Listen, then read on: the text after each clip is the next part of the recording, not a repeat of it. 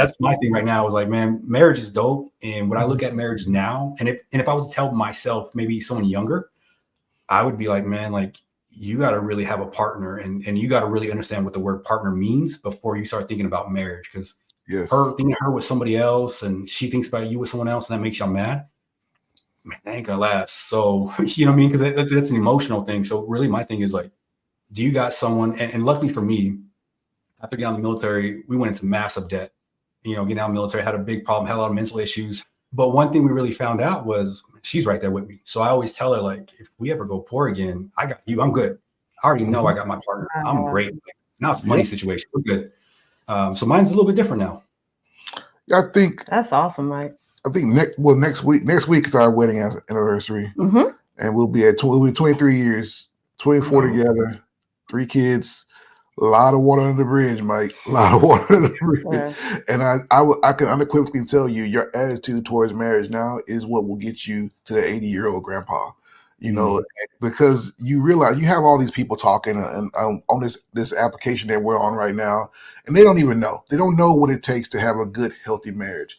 And it can't be, you know, I pay the bills and you cook the meals and you have sex with me when I want, and you know, all these weirdo. This is weirdo stuff because they don't understand what it takes to actually make a marriage work.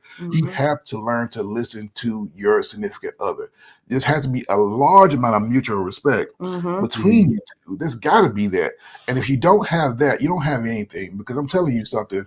Like you said, we've had money, been broke, had money again, been broke again, had money again, and then been broke again, and now we got money. And so, like, we've had all that in 23 years. We've been through all of that. We've been through, you know, sickness, illness, kids having issues, you know, parents getting older, all these things.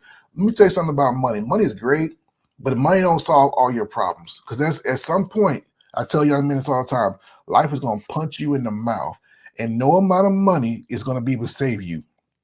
No amount of sex is going to be able to save you. No, you're going to have to face it head on. And then why not have a partner there right beside you to help face that down? Absolutely. And I've had one for 24 years, and that's the best things for life. Sliced bread. This woman is amazing. I wouldn't trade anything for it unless it was a tricked out Tundra. Anyway, but Mike, it's about to get ugly. Yeah, we're gonna be just fine. What do you think, Mom? Oh, I love it. I love what you both are saying about marriage. And I think we talk about this all the time. I remember way back in the day taking psychology in college, and my professor was teaching us that, communication is a relationship. And I think the thing that will stop a relationship quicker than anything else is when you stop talking, when you stop having conversations, no matter how difficult they are. Like, no topic or subject should be taboo in your relationship. You have to keep talking. And even if it's, I am pissed off at you right now and I don't even want to see your face, but I need a minute. Like, even if I'm communicating that, if that's where I'm at least you know, okay, man, she mad. Let me let her have a minute. But when you stop talking and you build those walls up, those walls get reinforced over time, and it gets harder and harder to tear those walls down. So, I love everything that both y'all said. Communication has to be something that you prioritize throughout the duration of your relationship, no matter what. Yeah. And if you start talking, it's a wrap. You know, as you know, we're marriage coaches, and we have sat down, we've sat down with well over 250 couples at this point. And so we have a lot of data to support what we say. A lot of people don't know that, and they think we're just talking out of our rear ends. No, we have a lot of data to support things that we say. And I can tell you unequivocally that communication is the number one reason why people don't make it. It's got nothing to do with sex. It's got nothing to do with money. Not all the other stuff. Those are factors, but communication is the way you speak to me, the way you make me feel when you speak to me, the way I feel when you speak to me. I think as men, our number one path of communication has to be respect laden. And I think respect is going out the window now when it comes to the way I'll speak for how men feel, and then you can speak for how women feel. Sure. So I think when a woman speaks to a man disrespectfully, it automatically puts him into a defensive posture. And if you go into a relationship or match with your fist up, you're already lost. You've already lost. You go into a scenario with your wife with your fist up and you feel like I'm going to have to fight for my life right now, you've automatically lost. And so it's important that I would say to any woman watching this to watch your words. and be careful how you speak to a man, because we go out there and get the crap kicked out of us every day. I'm not coming home and getting the crap kicked out of me again. That's just not going to happen. And so that's something that we've always been careful about, is just that respect, and on both sides, mutual respect. But what would you say for a man speaking to a woman? For a man speaking to a woman, I think it's important that the woman feels like she is a priority in that moment and that he's paying attention to her. I think one of the things that irritates us the most is when we're competing with your phone or with the game that's on or with anything else that's going on in your head, making us feel like we are a priority in that moment so that we can voice how we feel or kind of where we're at is super vital. So we have ground rules. Like for arguments, we have ground rules. Like one of them is no cussing.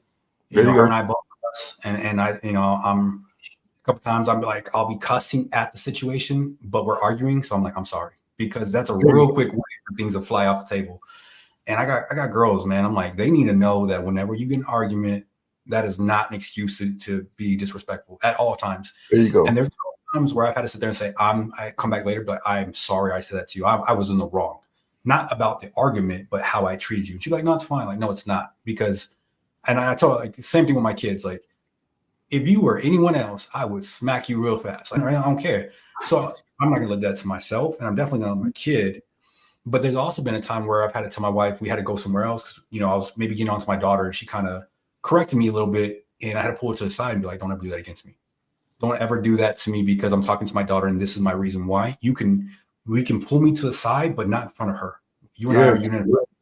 I'll go and apologize, and I end up winning going apologize. But I was like, when we're doing this one, this is how it's going to be. This is my daughter. You will not do that against me to my daughter. And at the same time, have to tell my daughter too, maybe on a different argument, the way I talked to your mom was incorrect. This is not how you do it. I can admit a fault in both ways. We're both not perfect. Right. But one thing is going to happen is I'm still going to love her, and she's still going to love me. We might be upset. Like you said, we might be having an argument. That's fine. It's going to, they happen. You know what I mean? Like, they're going to happen. You live with somebody every day. There's bound to be something that they're like, all right, I'm a little annoyed with you today. You're on your phone too much. You're on this, or, whatever. But I think as long as for us, we have ground rules that I'm going to treat you with respect, even if I'm angry at you, because I still love you. Yeah. Then I need to make sure that I'm exhibiting that at the highest level possible, especially as the man of the house. Yes. And you literally just described leadership. That's what it looks like. That's what the ability to across the board, lower and raise yourself across the board with people in the home. That's what leadership is. Like, you being man to say, hey, I was wrong for the way I spoke to you in that moment, but I meant what I said. But my tone, my tenor, the way I did it, maybe it wasn't right. And even be able to lower yourself to your children's level, be like, hey, dad had a moment. Yeah, these things happen. And I think that's absolutely amazing right there. And the problem with most people is that they don't have that. You have most couples, they're like dogs humping each other, man. They're just trying to dominate one another in these, these power dynamics and these power hierarchies, and it doesn't work. That's why they had to come see us. We would not have a business if it wasn't for people that didn't know how to talk to each other or didn't know how to do these things. But it starts with, one, it starts at home, how you were raised. Two, it starts with someone like you who has done the work. And there's so many people that don't want to do the work, Mike. I know you're big into like motivation, and there's so many people that just don't want to do the work. And I don't understand, why would you bring children into the world? Why would you bring another person into your life if you're not willing to do the work? Just be alone. If you want to ruin your own life, hey man, it's a free country. But don't ruin nobody else's life, and don't ruin the kids' life. And then we got more broken people in the world. That's just my philosophy. I want to kind of lean into something that you said I thought was really powerful, Mike. When you were saying you were having the conversation with your wife, like you were saying not to come between my correction to my daughter. Like, that's my correction to her. We have a lot of couples that we've talked to that do just that. Dad can be correcting or disciplining one of the children or all of the children, and mom interjects in front of the children. And that always becomes a source of tension in their relationship, because it undermines the authority that the father has in the relationship of the children. What advice would you have for maybe a man that's dealing with something like that? Maybe mom doesn't like, and he's not doing anything harmful to the children. He's literally being a father. What would you say? I heard this from, I think, Steve Harvey. And what he was saying, he was talking to a woman who asked that same question, kind of like, the same scenario. And he goes, and something I'm paraphrasing it, so if I butcher this, I apologize. But in the same sense of like, do you love your husband? Yes. Do you respect him? Yes. Then why wouldn't you let your husband teach his replacement, teach his next coming? Yep. And so I'm the same way with my wife. Like, she'll get onto my daughter. I might think it's a little harsh, but I'm like, I want you to be like her because I love her. Yep. So in that sense, like, take it. Now, there might be a time where I might interject because I'm like, okay, maybe we're not getting to training anymore, like with correction or any of that stuff. Now we're just fighting. But in the same sense, I would sit there and say that, have that conversation with the spouse, the significant other, the wife, you know, and let them know. And I also, I think this is something guys will never do. Hey, look, man, you hurt my feelings. Like, real talk, man. Like, the way you did that for me, it hurt my feelings. And I say that because if you're not maybe emotionally intelligent enough to, in a moment of an argument, to be like, look, I understand what you were doing, and I understand what I was doing wrong, but please don't do that. If you can't have that kind of cool head, man, you got to wait an hour or two or something like that and be like, hey, look, you hurt my feelings the way you did. But the truth is, I'm doing it for this reason. And a lot of times that's really what it is, man. I'm doing this. I'm harsh on my daughter. Why? Because I'm the father. I need to make sure something egregious happens.